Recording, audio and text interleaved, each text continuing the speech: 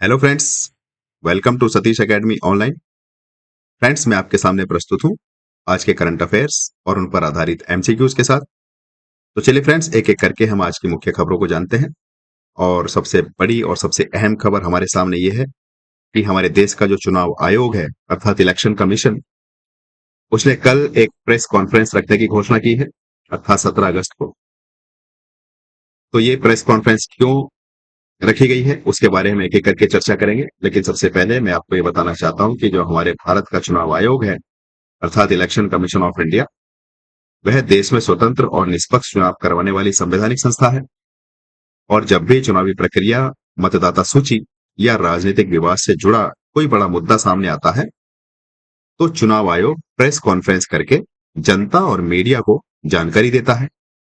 तो फ्रेंड्स, इसी सिलसिले में चुनाव आयोग ने नई दिल्ली में स्थित जो नेशनल मीडिया सेंटर है उसमें प्रेस कॉन्फ्रेंस बुलाने की घोषणा की है।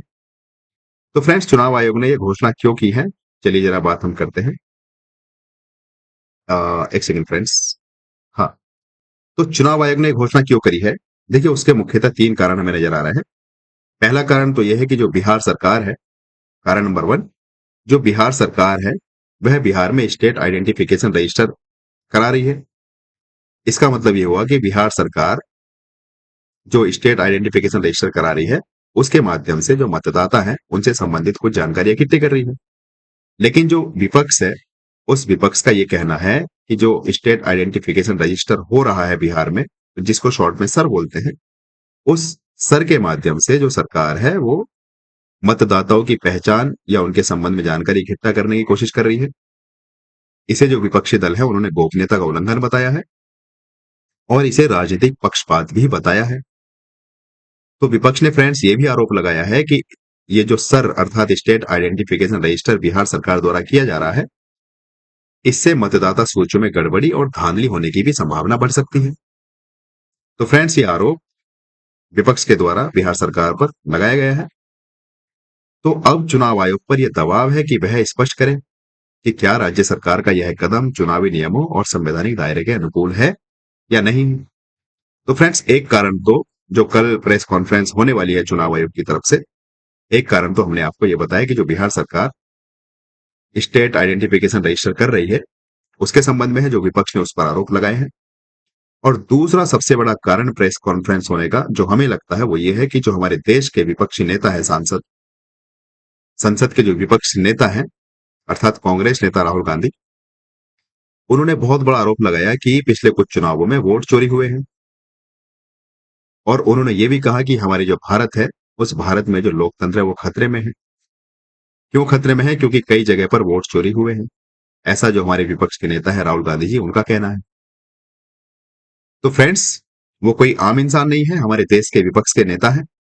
और इस बयान ने बड़ा राजनीतिक विवाद खड़ा कर दिया है और चुनाव आयोग से इस पर प्रतिक्रिया की अपेक्षा की जा रही है। और बिल्कुल चुनाव आयोग की नैतिक जिम्मेदारी बनती है, न सिर्फ नैतिक जिम्मेदारी बनती है बल्कि संवैधानिक ड्यूटी भी बनती है कि वो इतने बड़े आरोप पर कुछ अपनी प्रतिक्रिया दे। तो उससे ये अपेक्षा की जा रही है कि शायद चुनाव आयोग कल इस मुद्दे पर भी अपनी कुछ बात रखेगा। तो फ्रेंड्स, ये हमें दूसरा कारण लग रहा है जो कल चुनाव आयोग द्वारा प्रेस कॉन्फ्रेंस करी जाएगी, इस मुद्दे पर भी चुनाव आयोग कुछ अपनी बातें रखेगा। और फ्रेंड्स, तीसरा कारण जो है, जैसे कि आप जानते हैं हमारे देश के उपराष्ट्रपति जगदीप सिंह धनखड़, उन्होंने कुछ दिनों पहले अपना त्यागपत्र दिया है। तो हमारे देश में उपराष्ट्रपति चुनाव भी होने हैं। तो ऐसा भी कयास लगाया जा रहा है हमारे द्वारा कि जो चुनाव आयोग है वो उपराष्ट्रपति जो चुनाव होना है उसके संबंध में शायद कुछ डेट डिक्लेयर कर सकता है। तो फ्रेंड्स, ये 3 कारण हमने आपके सामने रखे जिसके संबंध में चुनाव आयोग कल की घोषणा कर सकता है। तो देखो, अगर मैं आपको शॉर्ट में कहूं कि जो कल चुनाव आयोग द्वारा प्रेस कॉन्फ्रेंस होनी है उसमें जो बिहार सरकार द्वारा सर का जो विवाद चल रहा है, जिसमें विपक्ष द्वारा कुछ आरोप लगाए गए हैं, तो चुनाव आयोग कुछ आधिकारिक रूप से आवश्यक दिशा निर्देश जारी कर सकता है। और दूसरा आरोप जो राहुल गांधी जी द्वारा लगाया गया कि वोट चोरी हुई है, उस संदर्भ में भी चुनाव आयोग कुछ जवाब देगा और बिल्कुल देना भी चाहिए। हम भारत के नागरिक ऐसी अपील करते हैं क्योंकि हमारा देश एक सबसे बड़ा लोकतंत्र है पूरी दुनिया में। अगर उस पर ऐसा कोई आरोप लगता है तो चुनाव आयोग की ड्यूटी बनती है कि वह इस पर स्पष्टीकरण दे। और तीसरा, जो आगामी उपराष्ट्रपति चुनाव की तारीख है शायद उसका कुछ घोषणा हो। और जो तीसरा है फ्रेंड्स, जो मतदाता सूची और डिजिटल चुनाव सुधारों पर अपडेट, शायद ऐसी भी कोई जानकारी कल प्रेस कॉन्फ्रेंस में चुनाव आयोग द्वारा दी जा सकती है।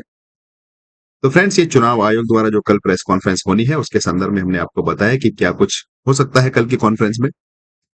और बात करें हमारे एग्जाम की दृष्टि से इसमें क्या मुख्य है, हमारे एग्जाम की दृष्टि से जो बिहार का सर विवाद है, सर विवाद मतलब स्टेट आइडेंटिफिकेशन रजिस्टर, वो, और जो वोट चोरी का आरोप है वो, और जो वाइस प्रेसिडेंट का इलेक्शन है वो, ये तीनों ही हमारे लिए बहुत इंपॉर्टेंट है एग्जाम की दृष्टि से। तो हम आगे भी इन सुर्खियों पर नजरें बनाकर रखेंगे, और जैसे ही कोई नया अपडेट हमारे लिए आएगा मैं आपको प्रोवाइड करता रहूंगा। तो फ्रेंड्स, ये हमारी आज की पहली मुख्य खबर थी जो कि इलेक्शन कमीशन के संदर्भ में थी।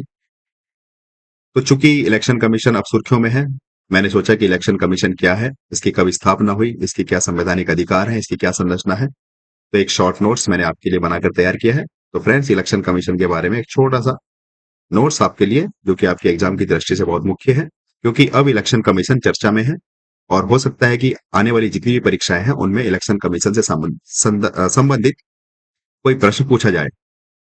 तो फ्रेंड्स, बात करें इलेक्शन कमीशन की स्थापना की, तो जो हमारा इलेक्शन कमीशन अर्थात चुनाव आयोग है उसकी स्थापना 25 जनवरी 1950 को हुई थी। और चूंकि स्थापना 25 जनवरी 1950 को हुई थी, इसीलिए हम हर साल 25 जनवरी को राष्ट्रीय मतदाता दिवस मनाते हैं, जिसको हम बोलते हैं नेशनल वोटर्स डे। तो फ्रेंड्स, ये एक छोटा सा इतिहास इलेक्शन कमीशन के बारे में। इसकी स्थापना 25 जनवरी को हुई 1950 में, और यही कारण है कि हम 25 जनवरी को राष्ट्रीय मतदाता दिवस मनाते हैं। और फ्रेंड्स, बात करें संवैधानिक अधिकार की, कि जो हमारा इलेक्शन कमीशन है अर्थात चुनाव आयोग है उसके क्या क्या संवैधानिक अधिकार हैं, तो चुनाव आयोग का जो प्रावधान है वो अनुच्छेद 344 में किया गया है, जो हमारा संविधान है उसमें अनुच्छेद 324 में बताया गया है कि संवैधानिक अधिकार क्या क्या होंगे इलेक्शन कमीशन के। और उसी अधिकार में इलेक्शन कमीशन को यह अधिकार दिया गया है कि यह संसद के इलेक्शन कराएगा, राज्यसभा विधानसभाओं के इलेक्शन कराएगा, और जो राष्ट्रपति उपराष्ट्रपति चुनाव होते हैं उनको भी कराने की इलेक्शन कमीशन की शक्ति है। और फ्रेंड्स, बात करें संरचना की, तो देखो, जब इस शुरुआत में हमारे इलेक्शन कमीशन की स्थापना हुई 1950 में, तो उस समय हमारे इलेक्शन कमीशन में सिर्फ और सिर्फ एक ही मुख्य चुनाव आयुक्त था। लेकिन बाद में 1989 में इसमें दो और चुनाव आयुक्त जोड़े गए। तो आज हम वर्तमान की अगर बात करें, तो वर्तमान में हमारे देश में जो इलेक्शन कमीशन है उसमें एक मुख्य चुनाव आयुक्त है और दो अन्य आयुक्त हैं। कुल मिलाकर हमारे पास तीन सदस्य हैं इलेक्शन कमीशन के मुख्य चुनाव आयुक्त के रूप में। फ्रेंड्स, बात करें इनके कार्यकाल की और शर्तों की, तो जो चुनाव आयुक्त है उनका कार्यकाल 6 वर्ष के लिए होता है, या 65 वर्ष की आयु तक होता है। इनमें से जो भी पहले पूरा हो जाए, अगर 6 वर्ष हो गए कार्यकाल को तो भी समाप्त हो जाएगा उसका। या फिर अगर कार्यकाल उसका 6 वर्ष पूरा नहीं हुआ, लेकिन अगर चुनाव आयुक्त की उम्र 65 वर्ष कंप्लीट हो गई, तो भी उनका कार्यकाल समाप्त माना जाएगा। और फ्रेंड्स, जो हमारे चुनाव आयुक्त होते हैं उनकी नियुक्ति राष्ट्रपति जी करते हैं। और चुनाव जो हमारा मुख्य चुनाव आयुक्त होता है, जिसको चीफ इलेक्शन कमिश्नर बोलते हैं, कमिश्नर, उसको पद से हटाना उतना ही मुश्किल है जितना कि सुप्रीम कोर्ट के जज को हटाना। जब आप संविधान पढ़ेंगे तो हम ये जानेंगे कि हमारे पास तीन तरह के बहुमत होते हैं। एक साधारण बहुमत होता है, एक प्रभावी बहुमत होता है, और एक जिससे राष्ट्रपति द्वारा हटाए जाते हैं महाभियोग, वो होता है सबसे कठिन। तो जो हमारे देश के सीजीआई होते हैं, चीफ जस्टिस ऑफ इंडिया, और जो हमारे देश के इलेक्शन कमिश्नर होते हैं, चुनाव आयोग, उनको बिल्कुल उसी प्रक्रिया से दोनों को हटाया जाता है, और दोनों को हटाना बहुत ही कठिन होता है। जब हम संविधान पढ़ेंगे तो ये बातें हम डिटेल में जानेंगे। फ्रेंड्स, बात करते हैं मुख्य कार्य क्या है चुनाव आयोग के। तो पहला कार्य आपके सामने है, लोकसभा और राज्यसभा और जो राज्य विधानसभा है उनका चुनाव कराना है। दूसरा कार्य राष्ट्रपति और उपराष्ट्रपति का चुनाव कराना है।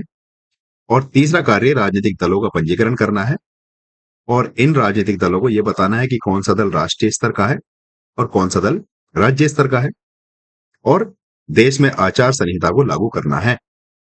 ये कुछ मुख्य कार्य हैं चुनाव आयोग के। इन कुछ मुख्य कार्यों के अलावा जो चुनाव की प्रक्रिया होती है उस पर निगरानी रखना है, और मतदाता सूची तैयार करना है, उसको अपडेट करना है, और जो ईवीएम और वीवीपैट के इस्तेमाल की देखरेख रखना भी हमारे चुनाव आयोग का मुख्य कार्य है।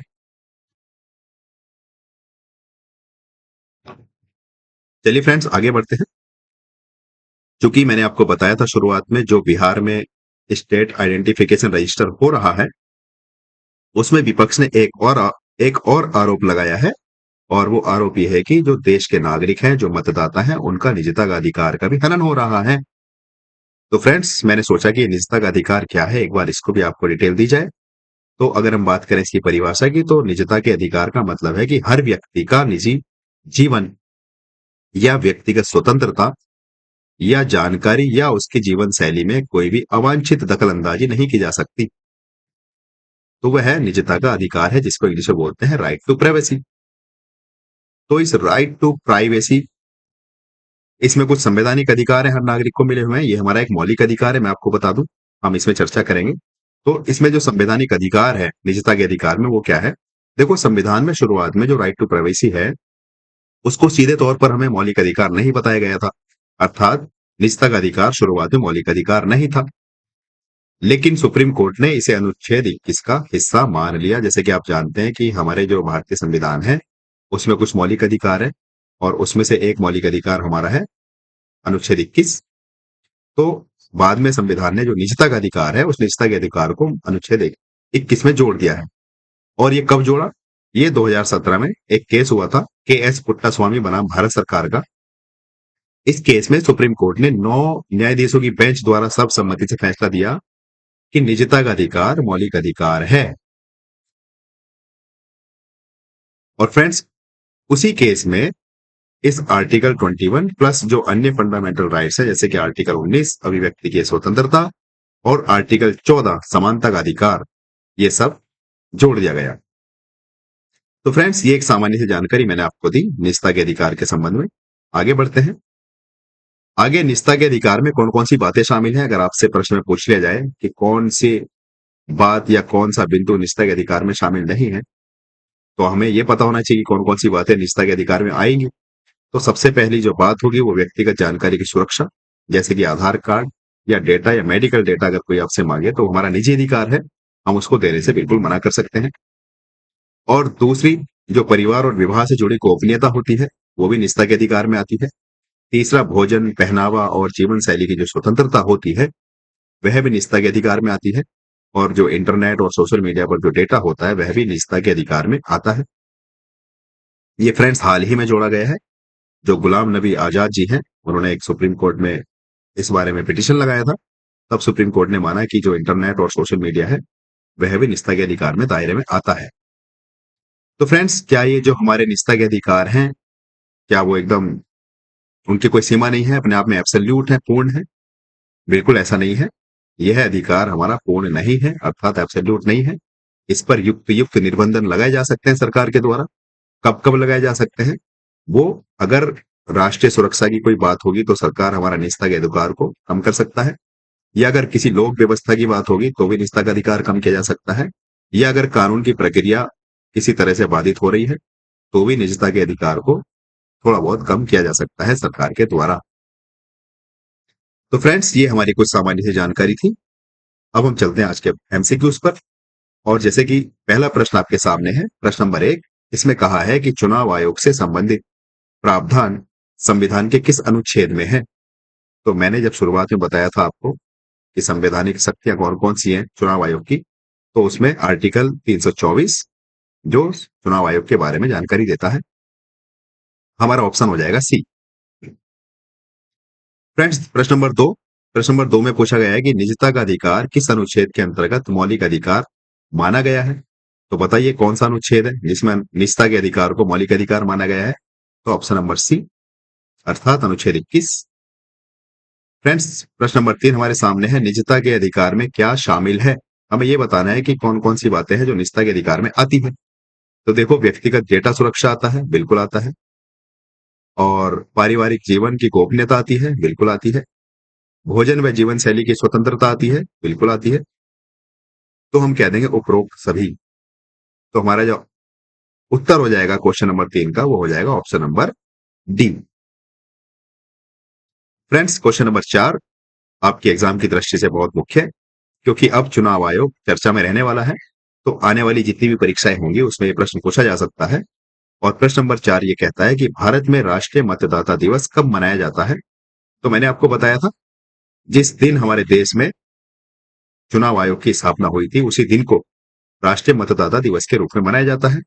तो अगर हमसे 2 प्रश्न बन सकते हैं, एक पहला प्रश्न तो ये बन सकता है कि राष्ट्रीय मतदाता दिवस कब मनाया जाता है? इसका उत्तर भी 25 जनवरी होगा। और दूसरा प्रश्न ये बन सकता है कि जो चुनाव आयोग है, उसकी स्थापना कब हुई थी? तो उसकी स्थापना भी 25 जनवरी 1950 को हुई थी। तो चलिए फ्रेंड्स, आगे बढ़ते हैं। हमारा प्रश्न नंबर 5, और प्रश्न नंबर 5 हमसे कहता है कि चुनाव आयोग के प्रमुख कार्यों में से कौन-सा नहीं है? अर्थात हमें ये बताना है कि जो चुनाव आयोग है, उसका प्रमुख कार्य कौन-सा नहीं है? तो चुनाव कराना, बिल्कुल ये तो है। आचार संहिता लागू करना, ये भी है। बजट बनाना, ये नहीं है। मतदाता सूची तैयार करना, ये भी है। तो हमसे पूछा है कौन-सा कार्य नहीं है? तो इस ऑप्शन के हिसाब से हमारा जो ऑप्शन हो जाएगा, ऑप्शन नंबर सी होगा। तो हमें सी पे टिक लगाना है, क्योंकि ये बजट बनाना चुनाव आयोग का कार्य नहीं है। ये तो संसद का कार्य है, जो हमारे वित्त मंत्री होते हैं, जो हर साल बजट पेश करते हैं। उनका काम है बजट बनाना, चुनाव आयोग का काम नहीं है। तो फ्रेंड्स, ये आज के हमारे करंट अफेयर्स थे, और इन करंट अफेयर्स पर आधारित मैंने कुछ एमसीक्यूज बनाए, जो हमारी हर एग्जाम की दृष्टि से मुख्य है।